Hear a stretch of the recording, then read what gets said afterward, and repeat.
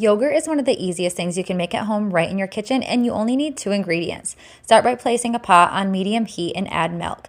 Yogurt has a 100% return, so for the amount of milk you add, you're going to get the same amount of yogurt. Now, I highly recommend using raw milk, but if you don't have access to that, then definitely use full-fat milk. You'll need to monitor the temperature through this process. You can either use a candy thermometer like I use, or a meat thermometer works just fine too. Consistently stir the milk as it heats up to just before boiling, which is about 200 degrees. Shut the heat off and consistently stir as it cools down on its own. It's going to develop a crust on top like you see here, but just stir it right back in. It's completely fine. Once the temperature has dropped to 115 degrees, you're ready for your next step. You're going to take a 1/4 cup of store-bought yogurt and add a 1/2 cup of the milk to the bowl with the store-bought yogurt. Mix that around for about a minute, and now the store-bought yogurt is your active culture for this recipe. But once you've created your own yogurt, you can start using that as your active culture for every yogurt recipe you make in the future. After a minute, dump it into the pot and make sure everything is nice and incorporated.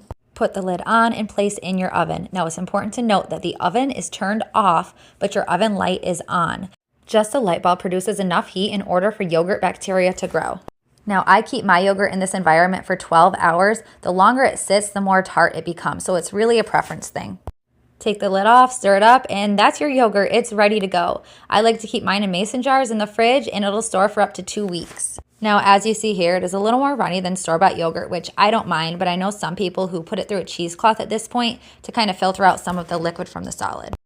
This is extremely beneficial for gut health, especially if you use raw milk. We like to add frozen fruit in the winter time, fresh fruit in the summer, of course. My girls also like to add homemade strawberry jam, homemade blueberry jam, apple jelly. They devour every single time. They love it.